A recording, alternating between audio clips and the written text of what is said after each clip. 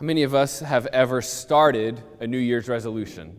I think most of us, you don't have to actually put your hands up, but I think most of us would actually say, we've started a New Year's resolution before. Now, how many of us have actually finished a New Year's resolution? December 31st, I'm doing the same thing that I started on January 1st. I'd be very impressed if one person did that. We're here at this fourth Sunday of Lent, exactly halfway through Lent. We started Lent around 4 weeks ago, 3.5 weeks ago on Ash Wednesday. We started Ash Wednesday, perhaps, with a lot of fervor, and how are we now at this halfway point through Lent?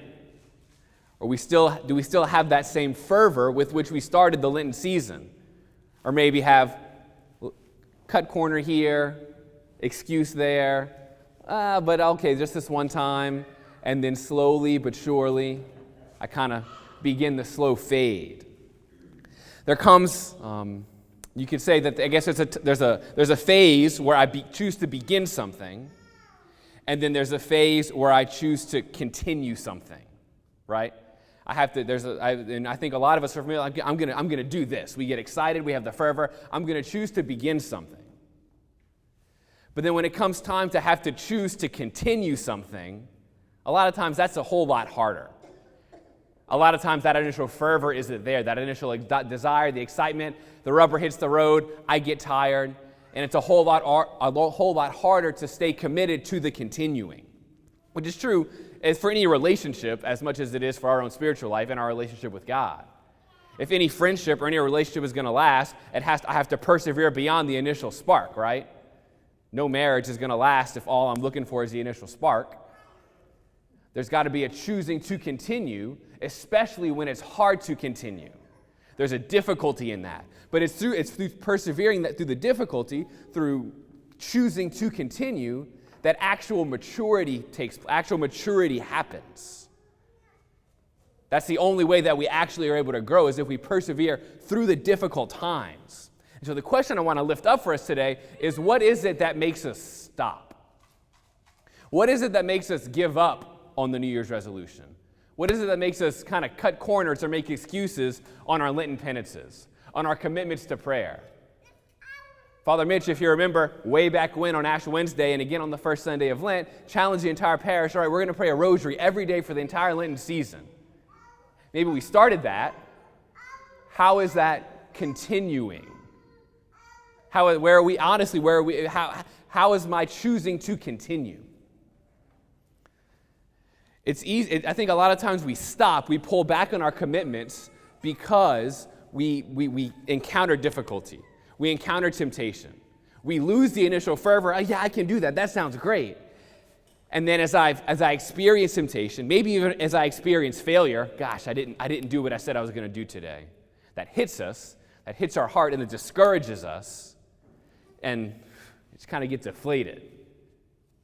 I experience a difficulty. Maybe I make a really good confession, and I leave, and I'm like, all right, this is a real serious time of conversion. I'm going to recommit to all these things that I want to do. I'm going to root these things out of my life, and then it's a whole lot harder to actually live that out when I'm in day-to-day life, as I'm experiencing the reality of temptation.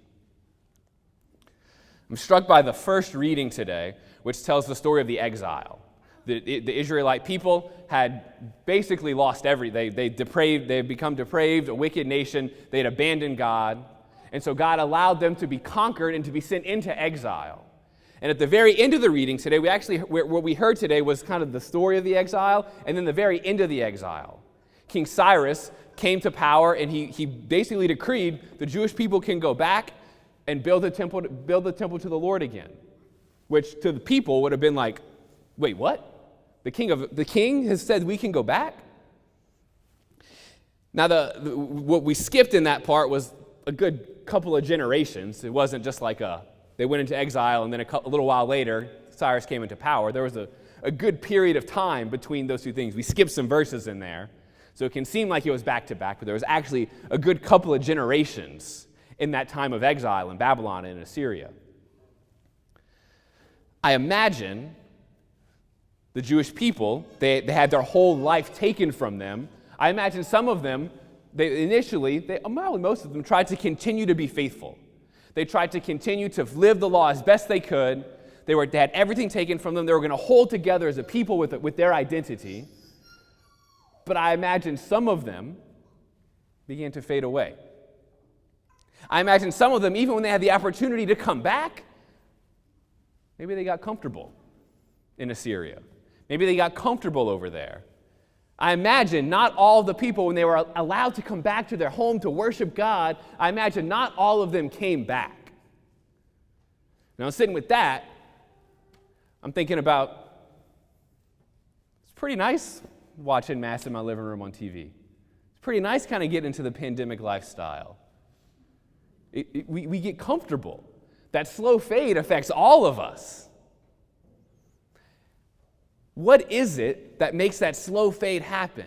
There were the people who stayed committed and they came back to rebuild the temple. But what is it that makes us kind of just be okay with where we are? And there's a lot of things that come into play with that, but I want to lift up two particular things that can help to encourage us to stay committed, to choose to continue with whatever it is we've committed to doing this Lenten season, just in our Christian life of discipleship and beyond. The first thing I want to lift up is that I think we fade because we get tired. We get weary. And I think that weariness, that tiredness, comes from fear. There's a very real fear.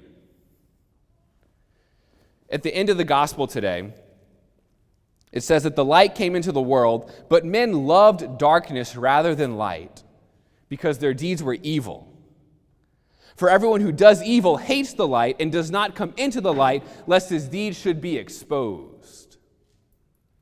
Right? We spend a lot of energy, a lot of weariness, and a lot of work because I feel like I have to justify myself hiding in the darkness, as opposed to allowing the light to come to touch me.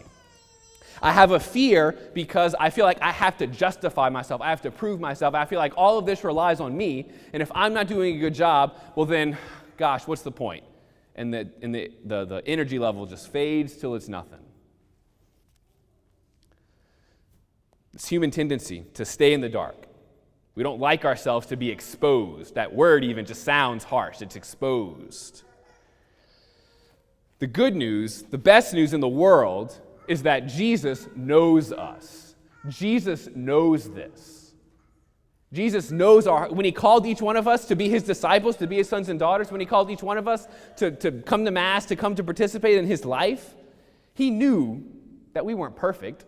He knew how much we would mess up. He really, really knew all the things that we would struggle with, and he still called us. St. Paul said that even when we were dead through our transgressions, out of great love with which he loved us, he made us alive in Christ. God so loved the world, he so loved each one of us that he gave his only begotten Son so that we might have eternal life. Not because we're perfect, not because we earned it. St. Paul says it's a grace, it's a gift, not because of anything we've done, but purely because God loved us. He knew our darkness. And there's a whole lot of rest in knowing that, gosh, this doesn't rely on anything that I do, but it purely relies on the gift and the grace that God offers to me, even when I was in darkness. I don't have to fear, I don't have to worry, I don't have to exhaust myself trying to make it all work, because God so loved me that he came into the darkness to bring light into the darkness. When we recognize that we don't have to weary ourselves through fear, that brings so much freedom, and I think that protects us and keeps us on the path of staying in the light. There's a whole lot of freedom in the light. The invitation is to not only to come into the light, but also to stay in the light when we're tempted to hide from the light. So the one reason for the fade, I think, is the weariness from fear, from our tendency to stay in the darkness.